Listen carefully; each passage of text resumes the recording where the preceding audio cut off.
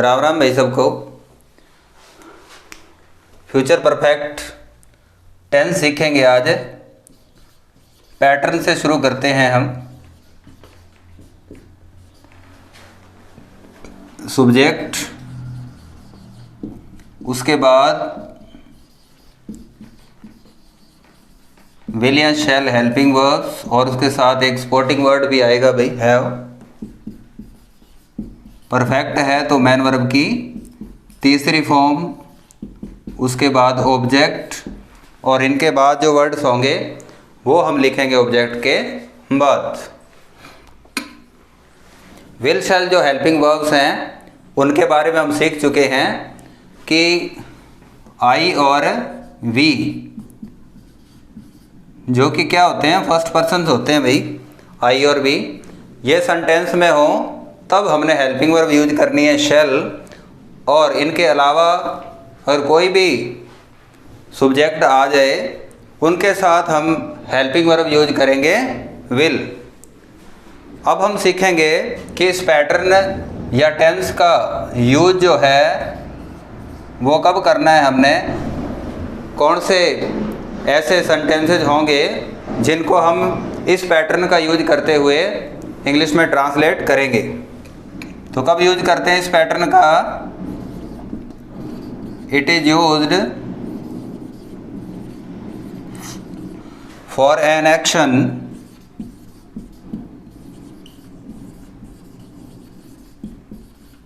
That will be completed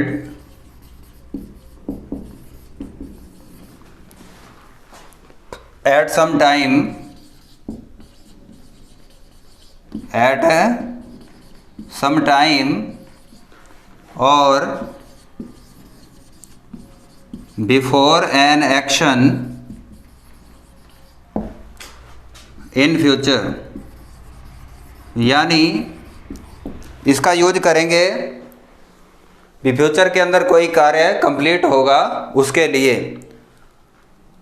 उस कार्य के कंप्लीट होने का उसमें टाइम दिया होगा कि इस समय ये कार्य पूर्ण होगा, या क्या होगा कि एक दूसरा कोई एक्शन दिया होगा, कोई दूसरा कार्य दिया होगा, उस कार्य से पहले कोई कार्य समाप्त होगा, उसके लिए हम इस पैटर्न का यूज करेंगे।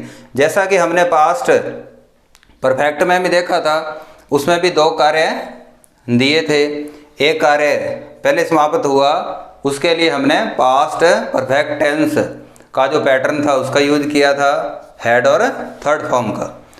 और एक कार्य बाद में समाप्त हुआ था, उसके लिए हमने पास्ट इंडेफिनिट के पैटर्न का यूज किया था, यानी हमने मैन वर्ब की सेकंड फॉर्म लगाई थी।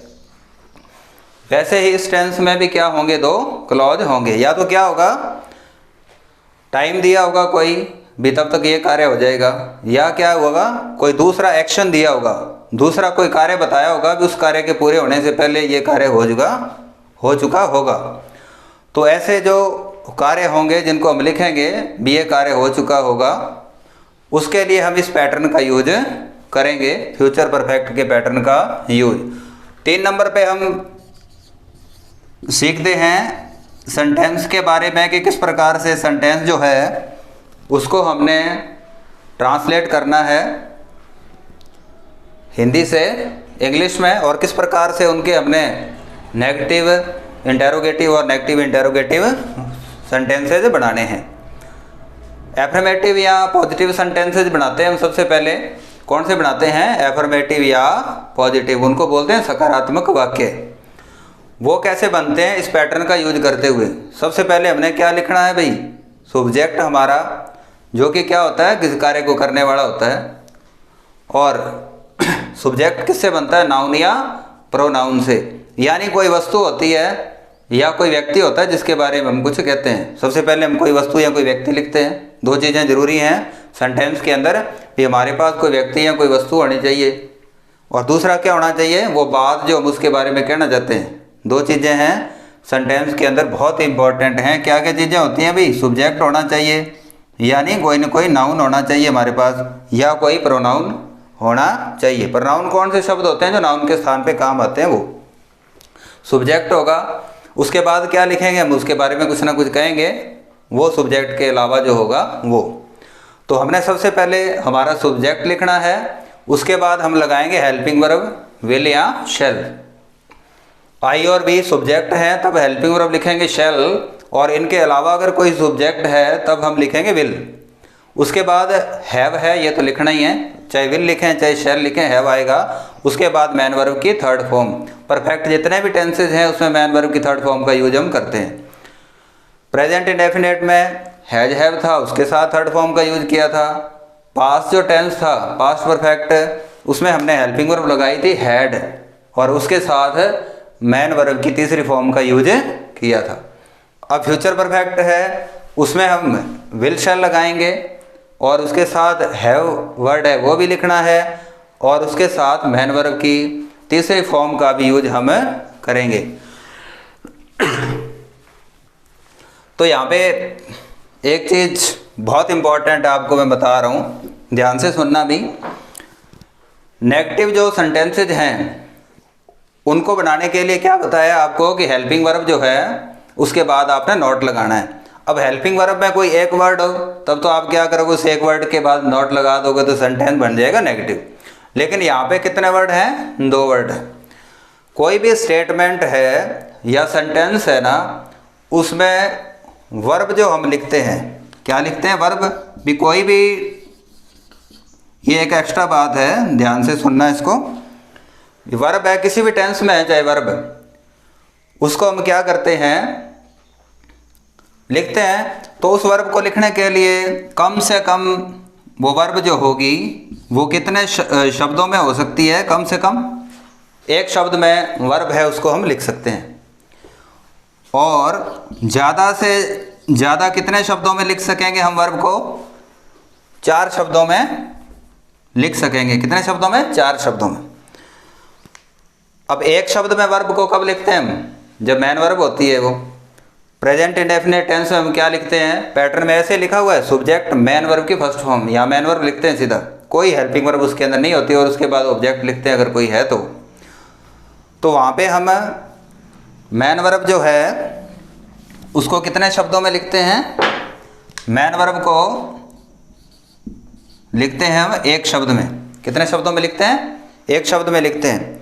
और जब भी मैन वर्ब है वो एक ही शब्द में हो, यानी एक ही शब्द में वर्ब दी हुई है और वो मैन वर्ब है, तो वो टेंस कौन सा होता है, इंडेफिनिट टेंस होता है।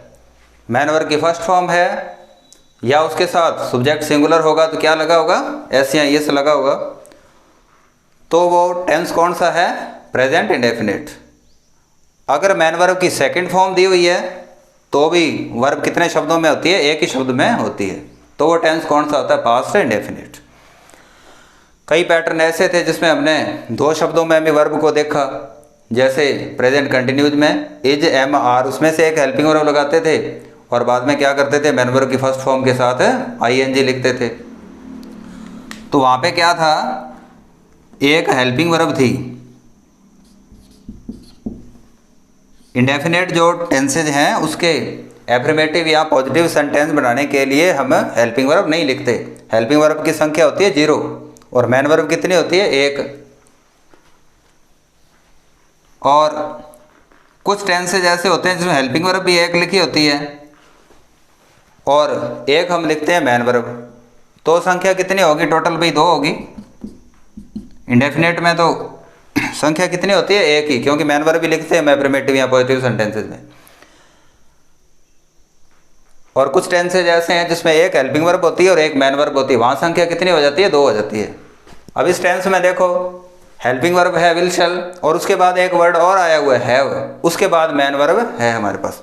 तो एक हमारे पास मैन वर्ब है, एक हमारे पास क्या है, हेल्पिंग वर्ब है विल या शैल, और उसके बाद क्या है, एक और वर्ड भी दिया हुआ। ये जो वर्ड्स होते हैं ना, इनको बोलते हैं भी एस वी। क्या बोलते हैं, एस वी, यानी सपोर्टिंग वर्ब। ये भी हेल्पिंग वर्ब के साथ में आती है उनकी सपोर्ट करने के लिए। तो कई बार ये सपोर्टिंग वर्ड भी लिखे होते हैं, जैसे इस टेंस में देखो हैव है ना, वो सपोर्टिंग वर्ब है, तो एक सपोर्टिंग वर्ब होगी, कितनी संख्या होगी, 3। कई जगह क्या होगा, अब हम जो लास्ट टेंस करेंगे फ्यूचर परफेक्ट कंटिन्यूज, उसमें क्या होगा, एक तो हेल्पिंग वर्ब होगी विल या शैल, उसके बाद हैव भी होगा और बीन भी। तो स्पोर्टिंग वर्ड कितने हो जाएंगे उसमें, स्पोर्टिंग वर्ब कितने हो जाएंगे, 2 हो जाएंगी, एक मैन वर्ब हो जाएगी, तो टोटल कितने हो जाएंगे, 4 हो जाएंगे। तो यहाँ पे हमें एक बहुत ही महत्वपूर्ण चीज़ सीखनी है कि वर्ब है ना वो कम से कम कितने शब्दों में हो सकती है, एक शब्द में। और जब भी वो एक शब्द में होगी तो वो कौन सी वर्ब होगी, मैन वर्ब होगी। और ज़्यादा से ज़्यादा वर्ब है वो कितने शब्दों में हो सकती है, 4 शब्दों में हो सकती है। पहले जो वर्ड लिखे होंगे ना, सबसे पहले जो वर्ड लिखा होगा वर्ब का वो क्या होगा, हेल्पिंग वर्ब होगा। और सबसे लास्ट में लिखा होगा वो क्या होगा, मैन वर्ब होगा। और इन दोनों के बीच में अगर कोई शब्द लिखे होते हैं तो वो क्या होते हैं, सपोर्टिंग वर्ब होते हैं। तो यहाँ पे भी ये क्या है, हैव एक सपोर्टिंग वर्ड है। नेगेटिव बनाते समय हमने क्या सीखा है कि हेल्पिंग वर्ब के बाद नॉट लगाना है। तो यहाँ पे हमने ये बात ध्यान रखनी है कि यहाँ हेल्पिंग वर्ब क्या है, विल या शैल हैं, तो हमने क्या करना है, इनके बाद नॉट लगाना है। सब्जेक्ट लिखेंगे, उसके बाद विल या शैल, उसके बाद क्या लिखेंगे, नॉट लिखेंगे, उसके बाद हैव आएगा। ये चीज़ है ना, इसको भी ध्यान से समझना कि हेल्पिंग वर्ब लिखनी है, जो कि कोई भी पैटर्न है उसके पहले लिखी होगी अगर वही हेल्पिंग वर्ब होगी। अगर उसमें मैन वर्ब है तो, अगर एक ही शब्द में है तो वो मैन वर्ब है, अगर 2 शब्द हैं तो पहले हेल्पिंग वर्ब आएगी और बाद वाली मैन वर्ब। अगर 3 शब्द हैं तो ये हेल्पिंग वर्ब है, ये सपोर्टिंग वर्ब है और ये मैन वर्ब है। 4 शब्दों में भी हो सकती है, ये हेल्पिंग वर्ब है, उसके बाद कोई सपोर्टिंग वर्ब दी हुई है, उसके बाद फिर एक सपोर्टिंग वर्ब दी हुई है और उसके बाद दी हुई है मैन वर्ब। तो मैन वर्ब जो है वो कम से कम एक शब्द में और ज़्यादा से ज़्यादा 4 शब्दों में हो सकती है। शुरू में आएगी वो हेल्पिंग वर्ब, उसके बाद सपोर्टिंग वर्ब और उसके बाद मैन वर्ब। अगर वर्ब एक ही शब्द में है तो वो क्या है, मैन वर्ब है। 4 नंबर पे हम सीखते थे आइडेंटिफिकेशन, यानी पहचान, कि हम पहचान कैसे करेंगे कि ये सेंटेंस फ्यूचर परफेक्ट टेंस का है और परीक्षा में हमने आंसर क्या लिखना है। तो इसका आइडेंटिफिकेशन इस प्रकार से करना है, या तो इसमें क्या होगा, बाई प्लस टाइम दिया होगा।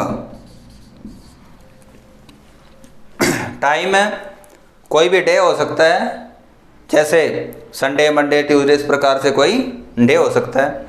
फिर कोई उसके अंदर मंथ लिखा हुआ हो सकता है, जनवरी, फरवरी, मार्च, अप्रैल, कोई भी ईयर हो सकता है, यहाँ पे कुछ भी लिखा हुआ। वीक है, फोर्टनाइट, इस प्रकार कोई भी टाइम से रिलेटेड अगर शब्द दिया हुआ है बाई के साथ में तो वो टेंस क्या है, फ्यूचर परफेक्ट टेंस है। या क्या होगा, by the end of this, इतना लिख के उसके बाद में प्लस में टाइम दिया होगा। जैसे लिखा हुआ है by the end of this month, by the end of this year, by the end of this week, इस प्रकार से कोई शब्द लिखे हुए हैं तो वो क्या है, फ्यूचर परफेक्ट टेंस है। ऐसी स्थिति में हमें क्या करना है, एग्जाम में हमने correct form of the verb भरने होते हैं, तो वहाँ पे भी हमने क्या करना है, सिर्फ हेल्पिंग वर्ब और मैन वर्ब लिखनी होती है। 2 टेंसेज तो ऐसे हैं, प्रेजेंट इंडेफिनिट और पास्ट इंडेफिनिट, जहाँ पे हमें हेल्पिंग वर्ब भी नहीं लिखनी, केवल मैन वर्ब लिखनी होती है। बाकी टेंसेज में हेल्पिंग वर्ब भी लिखेंगे और मैन वर्ब भी। प्रेजेंट इंडेफिनिट में केवल और केवल हमें फर्स्ट फॉर्म लिखनी होती है और पास्ट इंडेफिनिट में second form.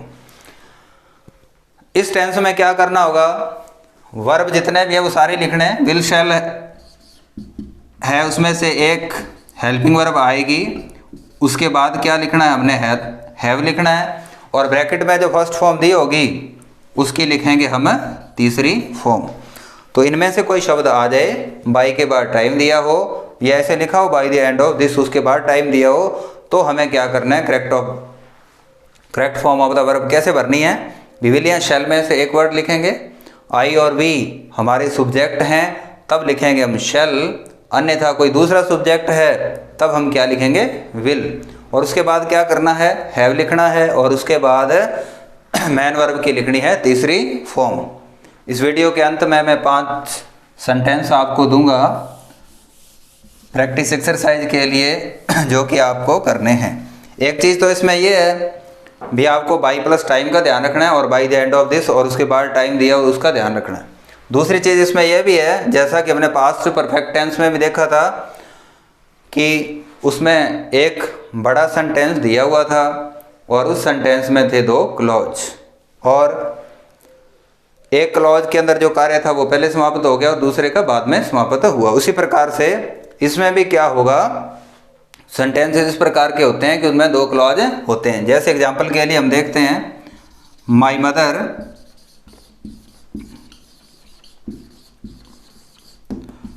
Will have cooked food before the guests कम।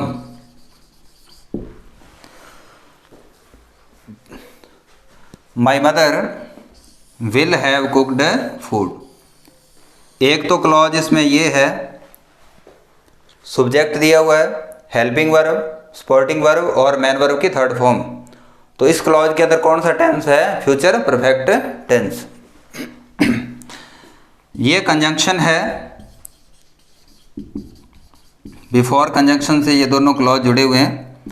और दूसरा क्लॉज है ये जिसके अंदर लिखा हुआ है द गेस्ट्स केम।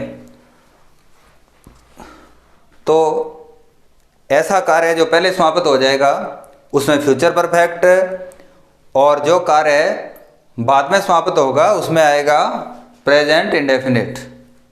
ये ध्यान रखना है, फ्यूचर इंडेफिनिट नहीं आएगा, प्रेजेंट इंडेफिनिट। तो हमें क्या करना है, ये ध्यान रखना है कि दो क्लॉज आ जाएं, बिफोर, आफ्टर या व्हेन जो कंजंक्शन है उनसे जुड़े हुए हों। तो क्या दिया हुआ है और हमने क्या करना है,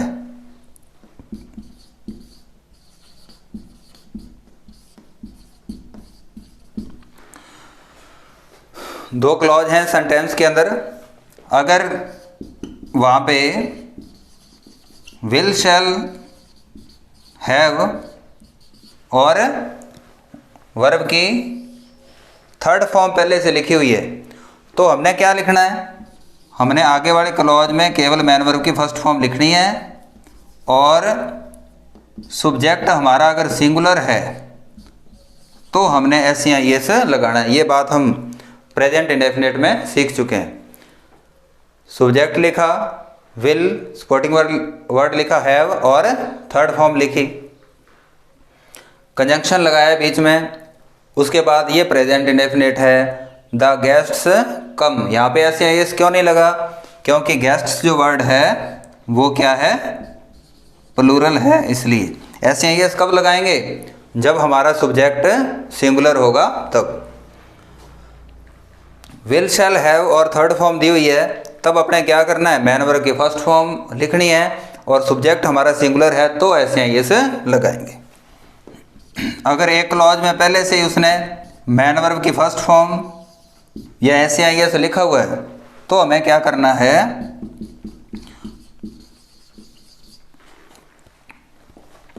सब्जेक्ट को देख के हेल्पिंग वर्ब लगाएंगे। आई और वी है तो शैल, अन्यथा विल, और उसके बाद क्या करना है, हैव लगाना है, और मैन वर्ब की कौन सी फॉर्म लिखनी है, थर्ड फॉर्म। तो इस प्रकार से दो चीज़ें ध्यान में रखनी है। एक तो ये कि अगर बाई के बाद में टाइम दिया हो तो भी हमें क्या करना है, विल शैल में से एक हेल्पिंग वर्ब हैव और थर्ड फॉर्म आंसर लिखना है, या by the end of this उसके बाद टाइम लिखा हुआ तो भी ऐसा ही करना है। एक तरीका ये हो सकता है, इस प्रकार का एग्जाम्पल भी अगर आ जाए एग्जाम में भी, उसके अंदर दो क्लॉज हों, बिफोर, आफ्टर या व्हेन से जुड़े हों, और एक क्लॉज में विल शैल हैव और थर्ड फॉर्म पहले से दी हुई है, तो अपने क्या करना है, आगे जो ब्लैंक स्पेस होगा रिक्त स्थान, उसमें मैन वर्ब की फर्स्ट फॉर्म लिखनी है। सब्जेक्ट सिंगुलर है तो लगाएंगे एस या यस, अन्यथा केवल मैन वर्ब की फर्स्ट फॉर्म, प्लूरल है तो केवल मैन वर्ब की फर्स्ट फॉर्म ही लिखेंगे। और अगर मैनवर की फर्स्ट फॉर्म और एस या इस पहले लिखा हुआ है तो अपने क्या करना है, विलियन शेल एक हेल्पिंग और लिखेंगे, इनमें से हैव लगाएंगे और थर्ड फॉर्म, यानी ये लिखा हुआ है तो फर्स्ट फॉर्म और एस या इस लगाना है, अगर ये लिखा हुआ है फर्स्ट फॉर्म एस या इस तो हमें क्या करना है, ये करना है।